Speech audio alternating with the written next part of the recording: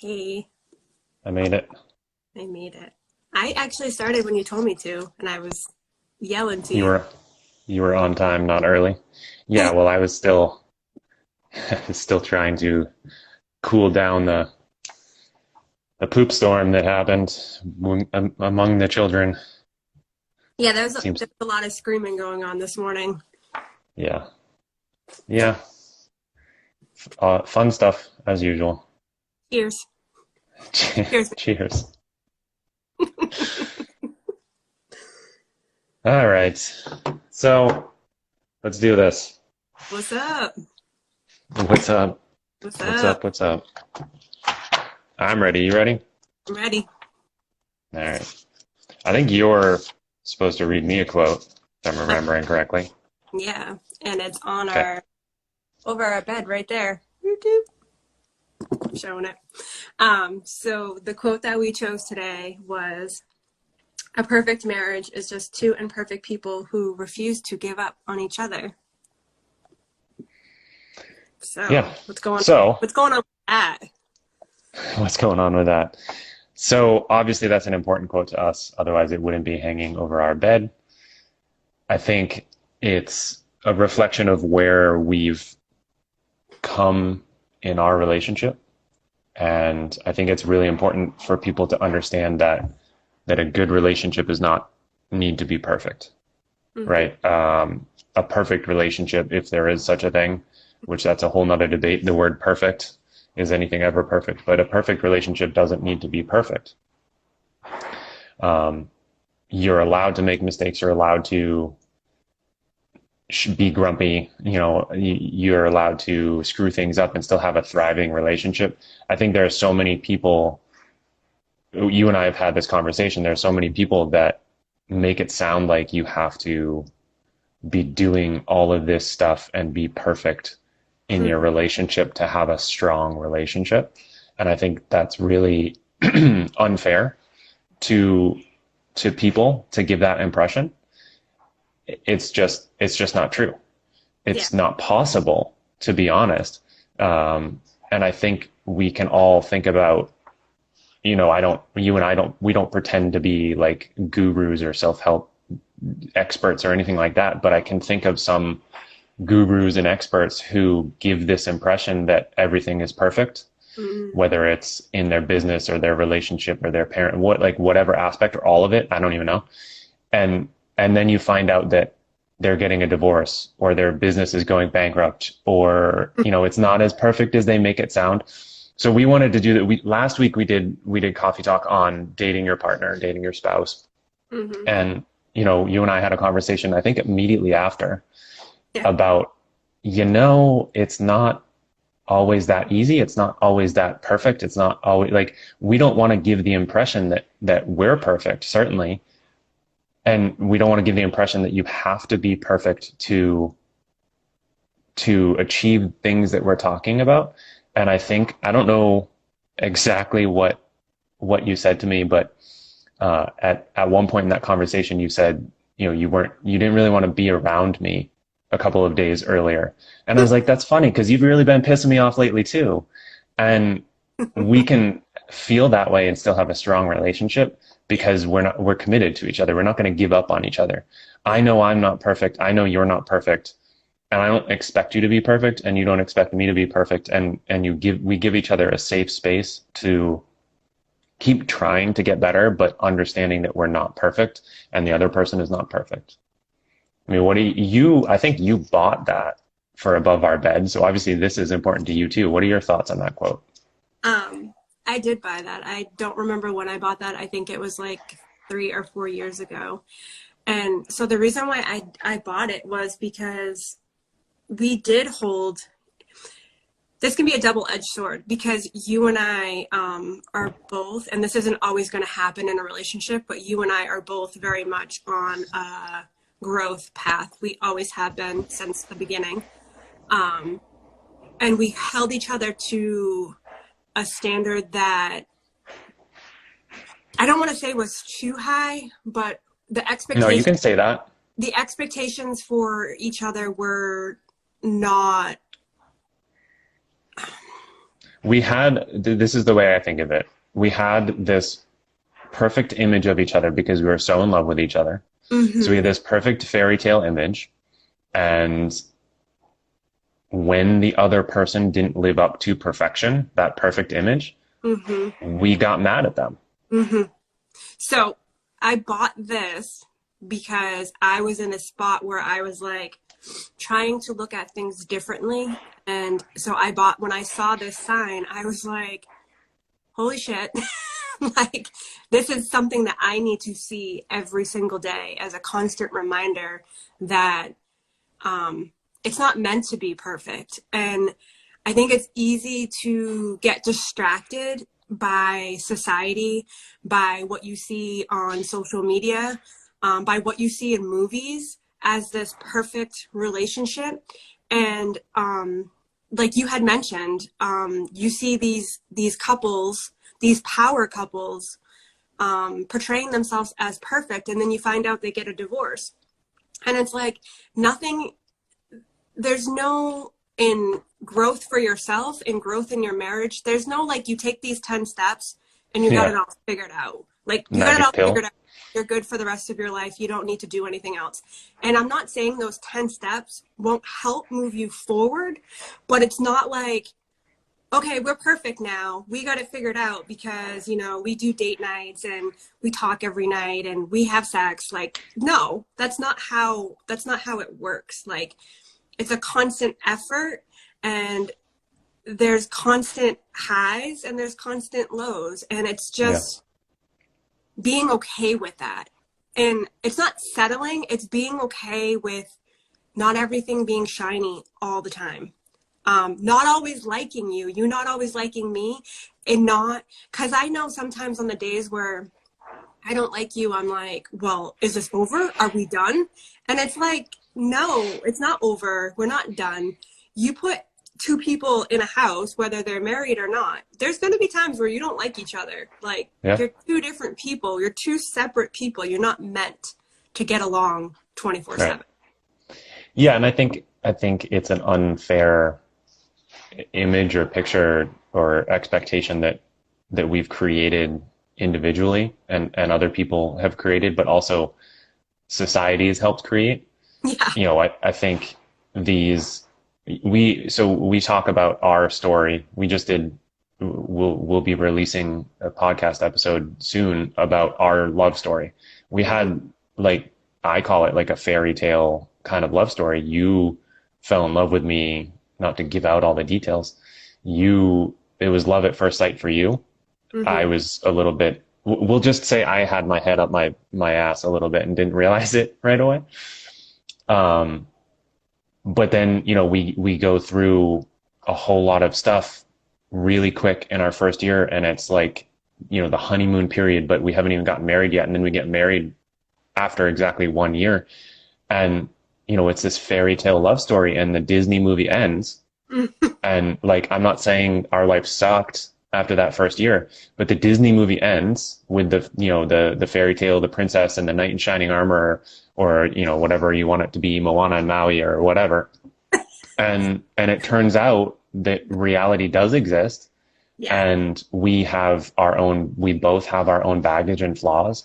And like we just said, part of the problem was we had this expectation that you were so awesome, and I was so in love with you, and you felt the same way about me, that we had this perfect image, like a Disney movie or a Yeah. Hallmark movie or whatever. And I love those movies, don't get me wrong, but there's going to be drama. There's going to be arguments, disagreements. There's going to be things that you find out about the other person that aren't that perfect, don't fit that perfect image. And whatever is giving you the impression that they need to be perfect is not fair. And I think it's important to point out, you're probably doing the same thing to yourself. And that's part of why it's such a big problem. You don't need to be perfect. Your partner doesn't need to be perfect. You guys just need to be committed to each other.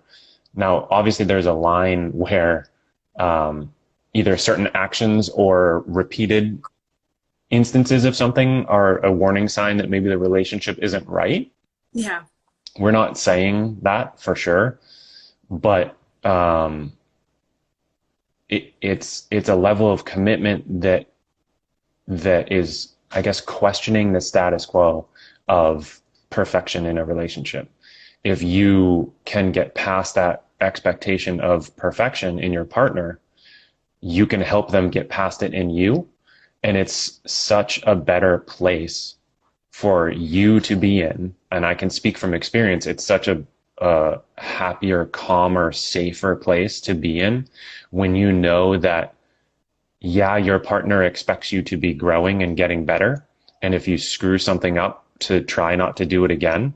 Mm-hmm. But your partner is not expecting you to be perfect. Your partner is forgiving of small mistakes that, our question is this going to matter in 5 years or Yeah. 3 months or 2 days? Forgiving of those mistakes and not gonna bust your balls about every single thing you do wrong. That's such a better place than trying to cram yourself into this box of perfection. Can I ask you a question? No. How do you how do you separate from the two? How do you say, like, yeah, I want my partner to grow. I expect Yeah. my partner to grow with me, because if he doesn't or she doesn't, then we're gonna we're gonna grow apart. How do you do that but not expect perfection? That's a great question. I don't want to be one of those people that has like a one size fits all answer for everything. Yeah. I do think that it's a little bit of a journey. It's a learning experience. You can't expect yourself to magically snap out of it overnight. That is, if you expect yourself to fix that overnight, you're still falling into the trap of expecting yourself to be perfect, right? Mm. If you could fix that, you like it's just not possible. Let's just say that. So it's, the first step is having a conversation like this, or just listening to a conversation like this, becoming aware of the areas that, we did this. We slowly became aware of the areas that we were holding the other person to unfair expectations. Yeah. And by doing that, we realized that there were areas we held ourselves to unfair expectations. And I think that was I think that was almost as big a part of the problem, is when we screwed something up, we were just as hard on ourselves as the other person was sometimes. Yeah. But it's a gradual process. And so the first thing, maybe people aren't going to like this answer because it's not a magic pill to fix everything. The first thing is becoming aware of the problem, right? That's the first thing you have to do with any problem. And then it's working on it, whether that's quick for me or slow for me or quick for you or whatever. Maybe you move faster than I move. I don't know. It's not about moving fast. That's the trap of perfection again. Yeah. It's about making progress. It's about having a conversation with your partner so that they can start to grow with you. They can start to be aware of this with you. And then it's when you catch yourself holding them to an idea of perfection, not thinking about it, working on it, maybe apologizing about it, explaining to them what's going on, asking them what they think, having a conversation, and trying not to do it the next time. And then you're going to do it the next time. Yeah. And it's the same thing. It's getting a little bit better and forgiving yourself.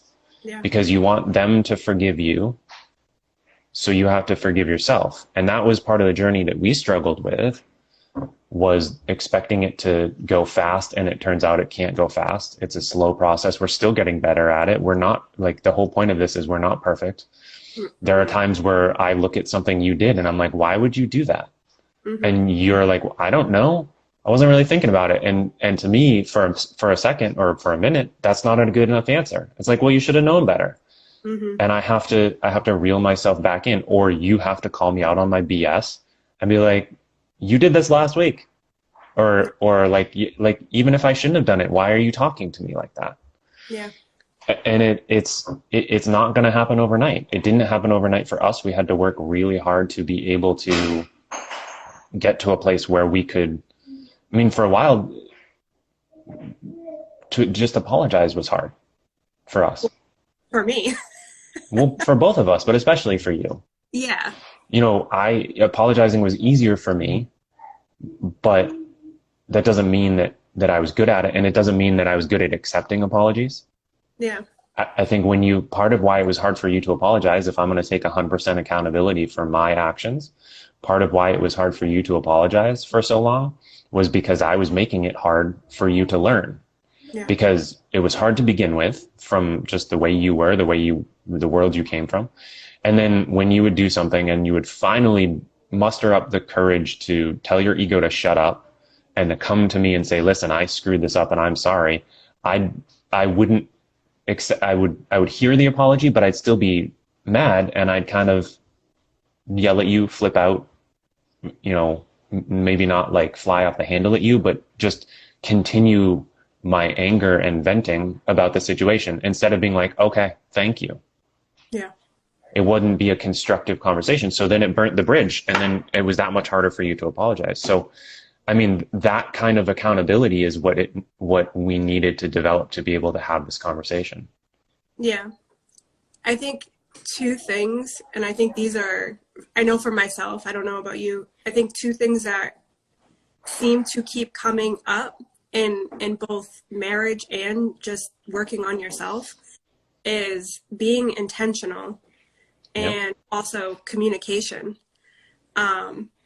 When you're holding, we all know expectations on yourself and expectations on other people usually comes back and bites you in the ass some way. Yeah. Because it's you expecting somebody else to do something, and that somebody else is completely different, has a different mind, and they're not thinking the same way you are. I think for us, I know for years, you and I'll speak for myself, really struggled with communication. And for me, it was, I came from a very victim place, and with good reasoning, I can't use that as an excuse anymore, where no matter what you said to me, even if you said it in the nicest way, I felt attacked. I felt like you were attacking me. And it could be very constructive. And I just felt like it instantly, like I just shut down and just would like freak out. And you can't do that in a marriage. If you want a marriage to go forward, you need to be able to tell each other when something doesn't feel right, when you feel like you're being held to a certain expectation that isn't meetable, when you think the other person's perspective or views on things is different than yours. Like, you have to be able to meet in the middle and communicate about that in a calm manner, and that's not always easy for people. No, it's not. It's the thing that I've said to you and we've used in our house. It's the I love you. Your volume got weird. Sorry, my phone started ringing. We say it in our house. I love you more than I need to be right. Yeah. And it's not just about winning an argument, but it's so when you feel like you're the victim, that's a story that you're clinging to, even if it starts off true, which sometimes it does. If I attack you, if I come out of nowhere and yell at you because I'm in a crap mood or whatever, there are times where you are the victim. But if that story continues longer than a couple seconds, you're telling yourself that story, you're clinging to that story because, it would then become, I love you more than I need to be the victim right now. Yeah. Right. It's not just about arguing and being right. When you came to me and apologized to me and that was hard for you, still is hard for you. If I am going to cling to my anger about whatever you did, whether wrong or not, or maybe we just got into it and we started yelling at each other and we're just annoyed because of the way we were talking to each other, nothing really wrong happened.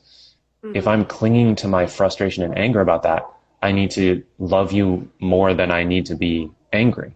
Or that's playing the victim too. She yelled at me. I'm a victim.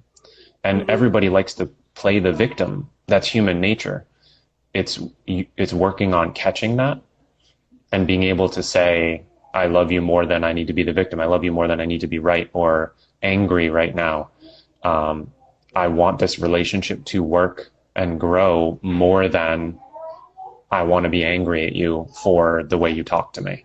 Yeah. And it goes back to the idea of commitment. If you're committed to a relationship, you're going to want it to grow. We've talked a lot about breaking chains.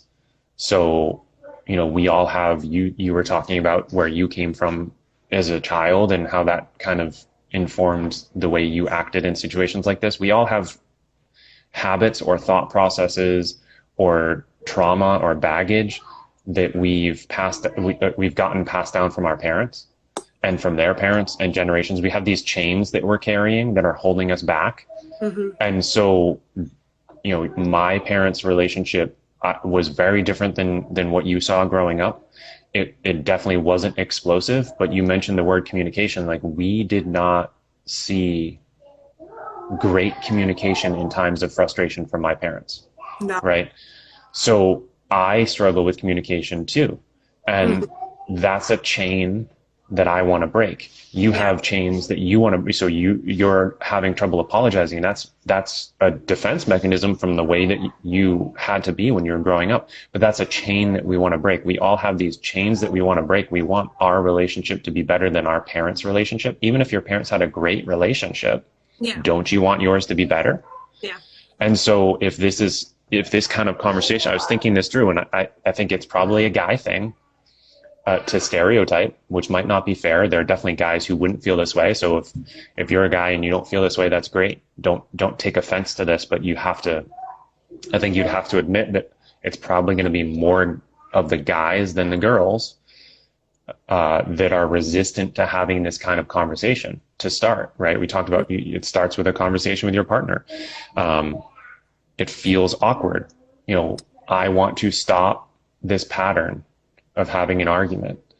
I want to grow together. I want to, when I was growing up as like a teenage boy, the idea of self-development was like you were a loser. Like, who needs that? Right. And it's that attitude that might creep in, but the question comes down to, it's going to be an awkward conversation to have with your partner in the beginning. Yeah. Like, I want to stop this pattern. Here's where I'm struggling. Here's where I have like this idea of perfection for our relationship, and I think it's holding us back. And I think maybe you're doing the same thing. Can you spend some time thinking about it? Can we have a conversation? That's awkward. That's weird. That's tough to do. Like, if you want to break the chains, you need to do it though. Yeah. And I think that's what it comes down to for me is there are times where I don't want to forgive you or I need another minute of being a victim. And it's like, no, I need to go have this conversation. I don't want to have a conversation where you tell me how big an a-hole I am, but sometimes I need that. Yeah.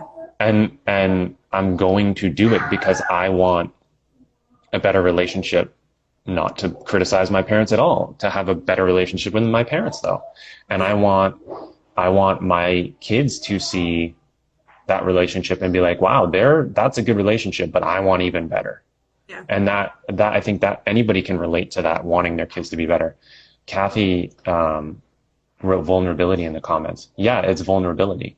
And I think I'm going to go off on a slight tangent about the word vulnerability. I've seen some guys lately posting online about the word vulnerability and saying that it's a very feminine, demeaning thing, that real guys don't always have to be vulnerable because it's not in our nature. And I get that. I don't think that we need to, I think in this culture of victimhood that we've talked about, it's easy to see people over vulnerable for attention. That's a thing. And we've seen it. But I think real vulnerability in a relationship is you can't have a good relationship without being able to be vulnerable, without trusting your partner. And if you're a guy and you struggle with that, there's a difference between victim mentality that's all over social media with everybody claiming I've been wronged by this, I've been wronged by that. 7 generations ago, something happened and this is not fair. Well, no, it's not fair. But that over vulnerability is not what we're talking about. You do need to be vulnerable in a relationship to have a strong relationship. Yeah. Don't confuse the two. What we see on social media is not always vulnerability. Yeah. Wow. But thank you for putting that in, Kathy. It could be a whole separate podcast. I do agree with you that men have more struggles. I think it's which generation you're talking about, but men have more struggles communicating their feelings, because society has taught men, parents have taught men that they can't cry, they need to man up, they need to just like chuck along and, just go about their day. And while I think that was really harmful, I think we were all taught that to some degree. And I agree with what you're saying now. Everybody is offended and everybody's hurt. And it's very different now. It's like there's over emotion now. It overcorrected. And they overcorrected, but those people still don't know how to communicate. Those people, those men now still don't know how to communicate, even though it's overcorrected. It just kind of, I think it almost made the problem worse. Well, yeah, it definitely did. It's made it so that vulnerability is not what it should be, like I was saying. Yeah. So, I mean, bitching about your problems is not vulnerability. Blaming other people about things is not vulnerability. Yeah. And so what it does is it really subtly makes it that much harder to be truly vulnerable, because you don't want to sound like you're bitching about your problems. I'm going to switch gears, though. I'm going to go out of that, because that topic... Okay. That topic's a rabbit hole right now. Yeah. And this can be a whole nother topic too, but I think this falls with like the imperfect marriage. We all have different fighting styles, and I don't really want to get too deep into that, but we have different ways of fighting. We're different people. And I know for myself in the past, it could be pretty explosive, and then I flee. Explosive and then flee. And not a good combination. No, and you are a fixer. I want to fix right now and talk about it. And that doesn't work for a person that is explosive and needs to flee, because there's some processing that needs to go on.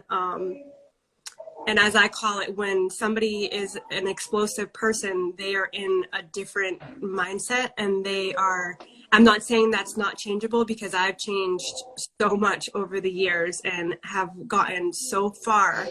But I still need to process things.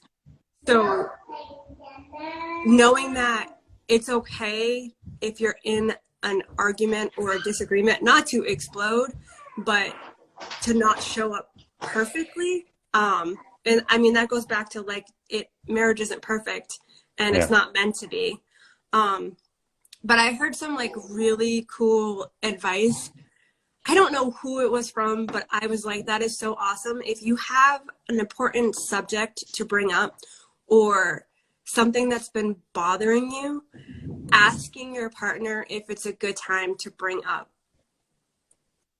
a kind of hard topic. So saying like, is it safe, or are you in an okay place to hear something that you might not like? And I know, like, I'm like, well, that could be really awesome, but then if you're like a defensive person, you might already like be shutting down when you hear those words. Yeah. Like, oh crap, what do you need to say? Like, what'd you do? Yeah. Yeah. I think go ahead. But I think it's a good question to ask, because sometimes we are in a really shitty mood and we're not in a place where we can have an important discussion.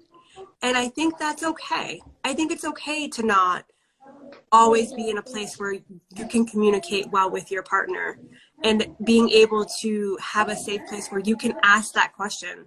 And if it's not okay, saying, no, it's not okay right now. Can we discuss this at a different time? Yeah. I think you made a couple good points that I want to hit back on. Yeah, that's a good way to do it, but be careful that you're not saying no, it's not a good time over and over again, right? Yes. Be careful that you're not using this as an excuse. And I would say the same thing. So you talked about our fighting styles. I think part of this is learning to fight better as a couple. Yeah. Okay. That sounds like, how do you fight better? Stop fighting. Well, no, I think sometimes you need to fight. Not knock down, clearly not physical, but, not screaming at each other. But I've said this before, if you don't disagree and have arguments with your partner, your spouse, you're probably not communicating enough. Yeah. I'm not saying like, so we argue, we argue often.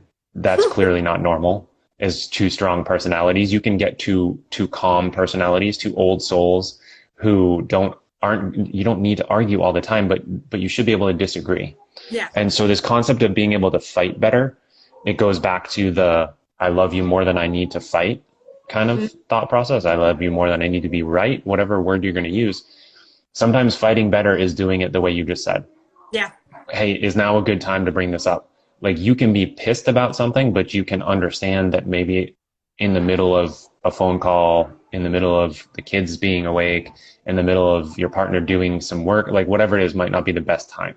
Or even if they're in a mental place, like you're not in the mental place to calmly hear whatever your partner needs to say, because you know it's going to start a fight because of where you're at in your head. Right. Right. The other thing I did want to say though, and I'm not going to call you out, but I'm going to hold you. I've said this to you before, so it's not anything new, but the idea of, okay, so you are a explosive and then flee. So it's okay to have to go away and process for sure. Mm-hmm. But be careful telling yourself stories about how you need to fight or process. Yeah. Because what you're doing is you're reinforcing it. Yeah. And so it is okay for you to need time to process. It's also okay for me to want to fix it right away. Right? So we've established that. So now we're at this place where we're butting heads. I want to fix it. You don't want to talk about it. Who wins? If we both keep telling ourselves the story that I need to fix it right away and you need to process. Mm-hmm. Well, we're just going to solidify that story. We're just going to start using it as an excuse. And then we're going to become resentful to the other person for not respecting our side of the story. Right? So there are times where I need to leave you alone and I just need to suck that up and deal with it. And there are times where you need to be like, okay, I've calmed down a little bit. Let's go talk about this. Let's hash this out. Yeah. And I think that's part of fighting better too, is realizing that you're not going to, if you have two styles that go completely against each other, how can one person always win? And you don't need that to make it a bigger problem and cause more fights. You just need to stop using that as a story. Don't use it as an excuse and work on that. Because you have become, first of all, we're both explosive. So for you to say that you're explosive and then flee, I can explode right there with you. I can ramp it up to 11 real quick. I just want to fix it right away. Yeah. So I don't want anybody to get the impression that that it's a one-sided argument. I can give as good as I get. But, you know, we've both have worked on that. You've done a lot of work on not becoming explosive. I've done a lot of work on letting you go and process it. And we still both kind of suck at both, but we're better. Right? You still explode. I still explode. I still want to fix it. And you still but we're getting better. Yeah. So I think that was a really good point that you made. I just don't want you to use it as an excuse, right? Yeah, for sure. Okay. Anything else you wanted to add? No, there's probably so much more I could say. But I think we covered basically marriage isn't meant to be perfect. What do you say? Sunshine and unicorn farts? Yeah, marriage isn't all sunshine and unicorn farts.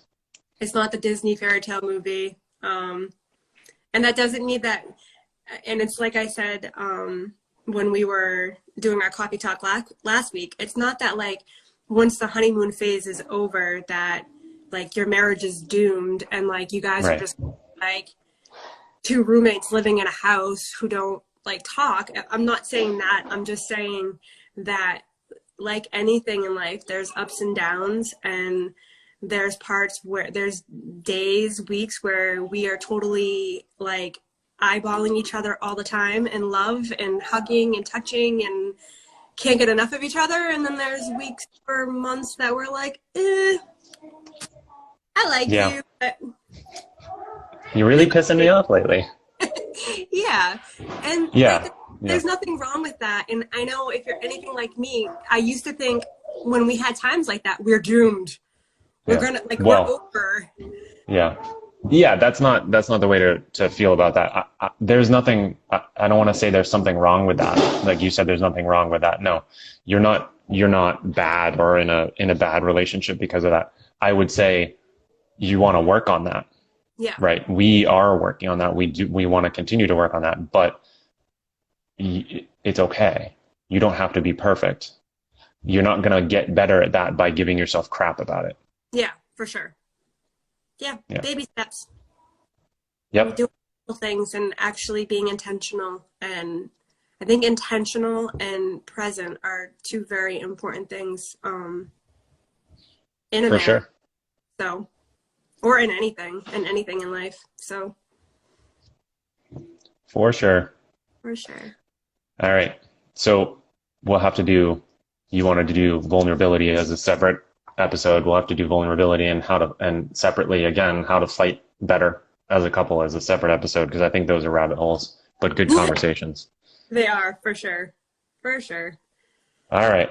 Well, thank you guys for jumping on with us. We'll be back next week, next Friday at 8:30. Yeah, it'll be a little different. We're switching stuff up. So is it going to be a surprise?